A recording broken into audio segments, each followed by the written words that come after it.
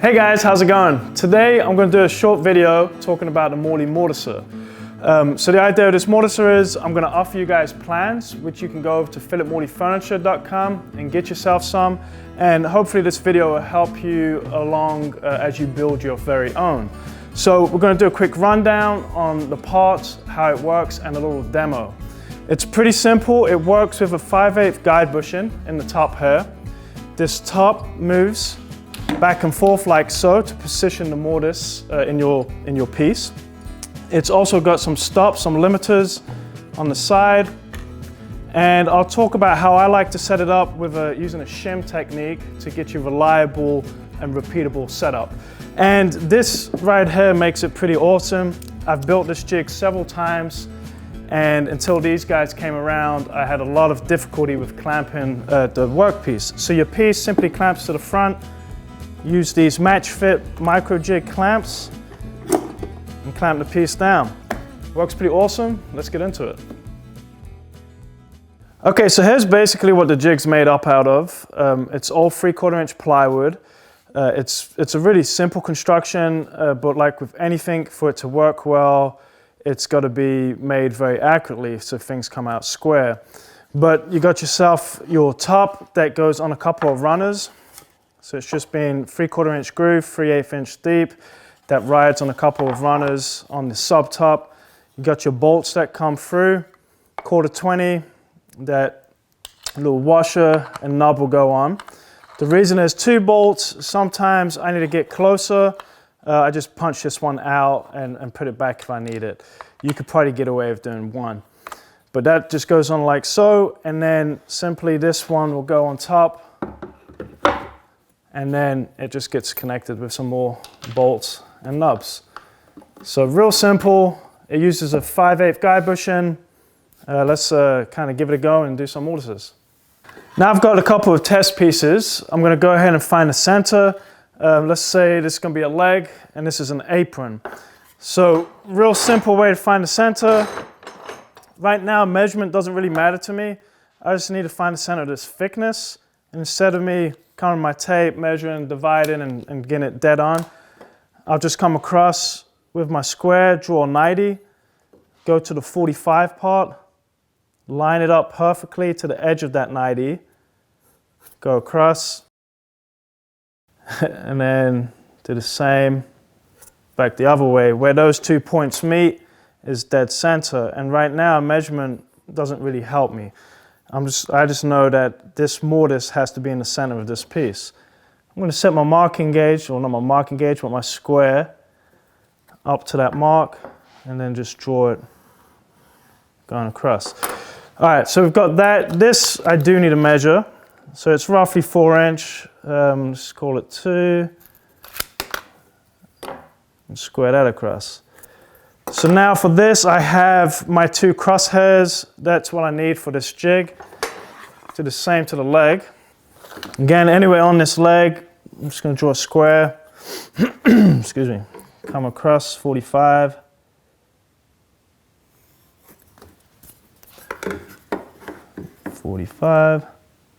If you don't line this up perfectly where these 2 lines intersect, it's obviously not going to be centered. All right, so that's that, and then I said from the top of this, I'm going to call this the top. I came down 2 inches. I'll do the same here.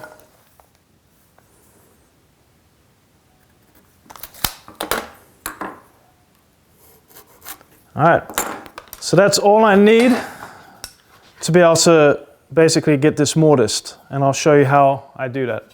So like I mentioned before, this jig simply works off center marks. So now that I have both my pieces laid out with the center marks, you know, it's just real easy. On the top of the jig here, I have a center mark that's transferred down inside this 5/8 inch groove, which my guide bushing is going to ride inside of. And then I have a simple block that's a perfect 5/8 by 5/8 with a center line scribed in the middle. So that way I can drop it down in, move this back and forth until it intersects with my line. So I'm good to go on that. The last thing I need to know is, well, how long is that mortise? and I know I want 1 5/8. So the way I like to think about it, which is probably pretty confusing, but I simply, if I put my router up here and plunge down, out of that 1 5/8, I've already subtracted a 1/2 inch because I have a 1/2 inch diameter bit. So what that leaves me with is 1 1/8. So I like to think of it as travel. So I've gone down, I've already taken care of 1/2 inch. How much travel do I need to do to be able to make the 1 5/8? Well, it's 1 1/8. So this has to move 1 1/8. So knowing that, I will measure my base plate, which is 7 inches plus 1 1/8, gets me 8 1/8. Then I make a shim, exactly 8 1/8 long. I'll find the center on it, transfer it down the edge, put that on here. I already have my center mark here, which my piece is centered up on. Line it up, and now I can bring my stops to it and lock it down. Now, this is really helpful if for some reason you're doing multiple mortises and you have to move things around. If you want to get back to a repeatable 1 5/8 again and again, you just simply put this back down and bring your stops to it. So you can hang this up on the wall. I've marked it 1/2 inch by 1 5/8 tenon.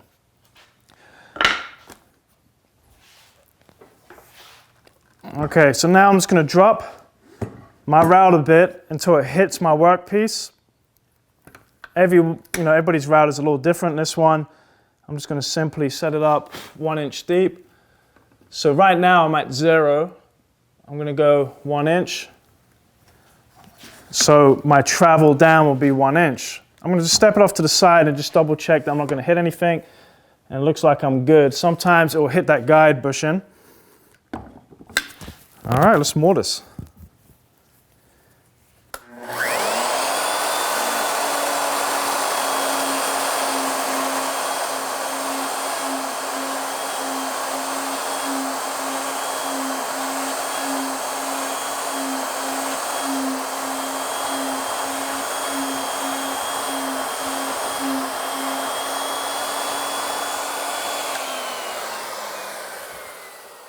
So, it makes a super clean mortise, as you can see. Don't worry, I know what you're thinking. It's not in the center this way. I actually offset it a little bit just for this demonstration to make it work. It's time to do this guy. I'm going to change my stops, my clamps around. I need to move this guy. Bring my little block back. All right, and just line it up. So when those lines intersect with each other, they line up, I'm good to go. Now, find the center this way.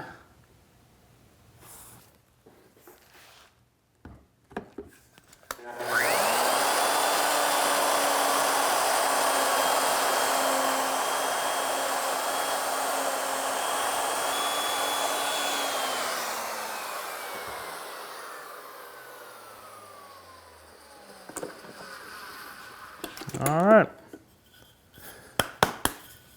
So, as you can see, it's real fast, accurate, and pretty easy to use. So the cool thing with this jig is, the more you use it, the more you get used to it, obviously. And, you get used to making a bunch of tenon stock. So this jig I would use mainly for doing slip tenons. And as you can see, I usually would just blank out big strips of this. So that's why it's nice to have this option of being able to go back to that 1 5/8 mortise, because I have a bunch of this, and sometimes I'll design my project around what I have, and so I can simply put this back, make the mortise, and I already have the tenon stick made. So that being said, there it is in there. Obviously this would be a little undersized for this piece, but for demo purpose it should work. And